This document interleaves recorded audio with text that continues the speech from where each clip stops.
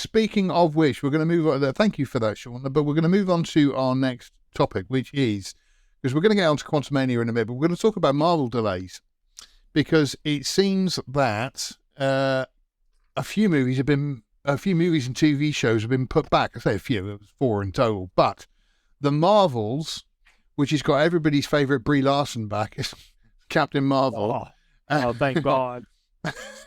I know. Apparently, one of the article where I got this from, it said that the most anticipated movie sequel, and it's like, can you pause that, because there's something I thought about the Marvel stuff here the other day, and I wanted to ask you guys about it. I apologize, Phil, but is it just me, or does it seem like the post Endgame, like they're rushing to get to the big Infinity War moment, right? Well, we'll get to that when we talk about Quantumania. We'll get to that.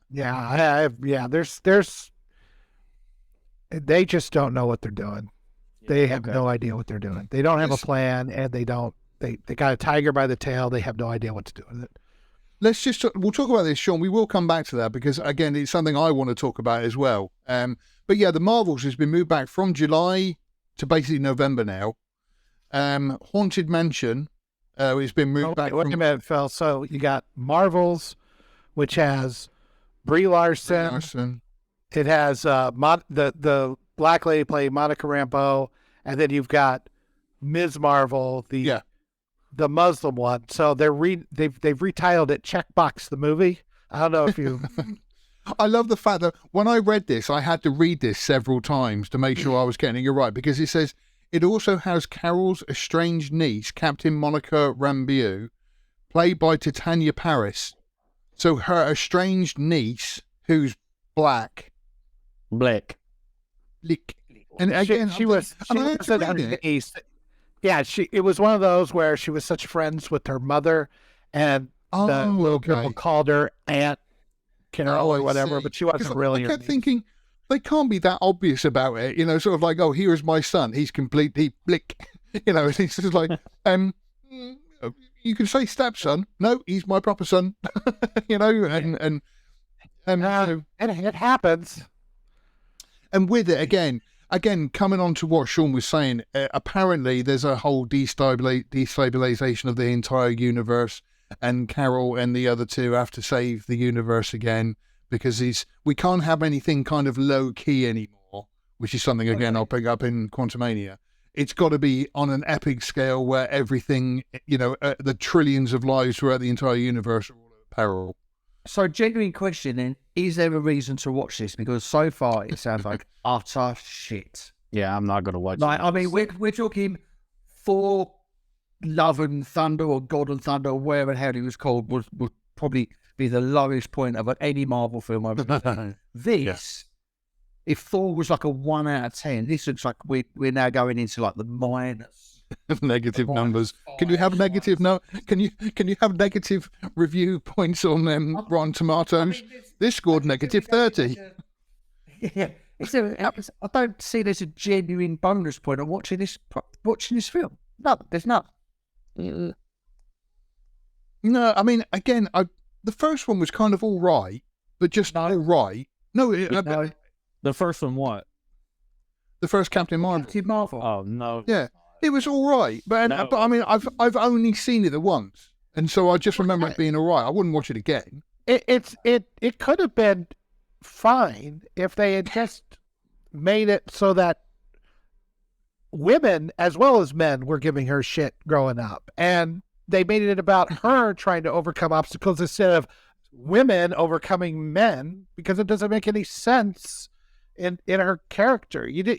That's the basic hero's journey, is some guy overcoming obstacles, and you have all those pieces in place. You could fix that in 5 minutes by just getting rid of the whole women versus man thing and making her slightly more likable, because the plot itself isn't really that worse than anything else, but they had to make I don't know.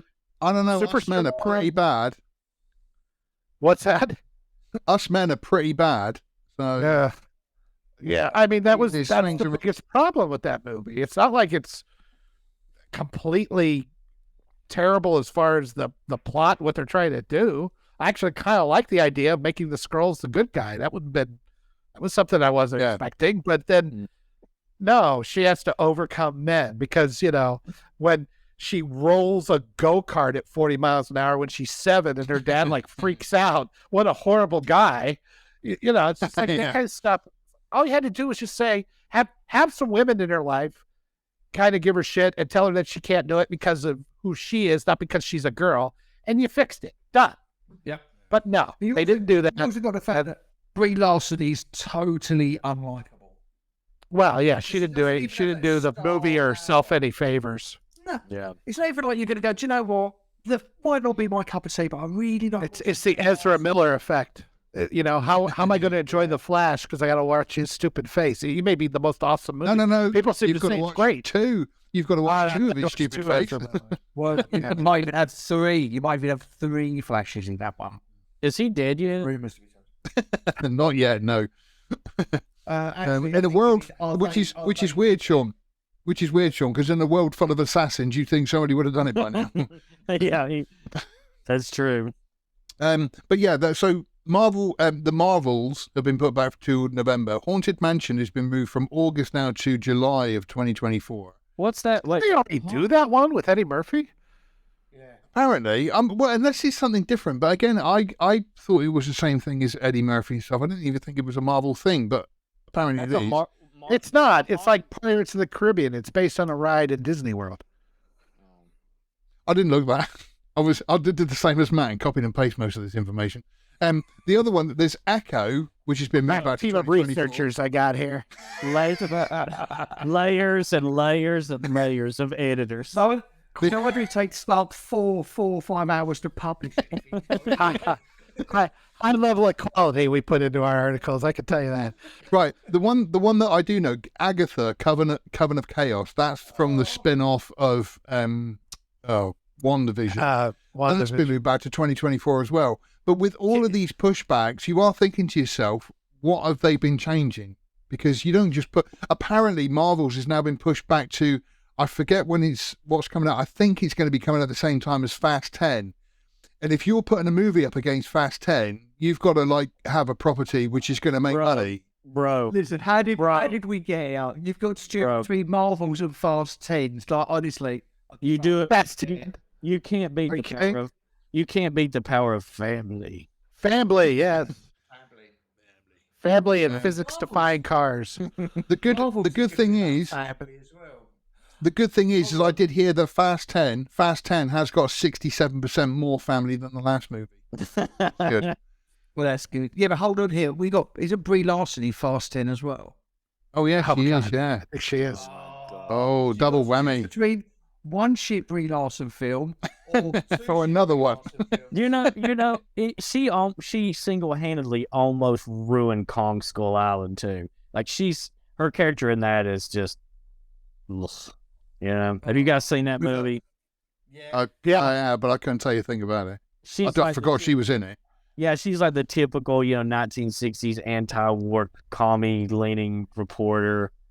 And it's like, why is this woman doing in the movie other than to give Kong somebody to simp over, Well, flat ass and just go, I'm not interested. Yeah, Kong. Yeah, Kong will be like, yo, dog, that ass too flat for me.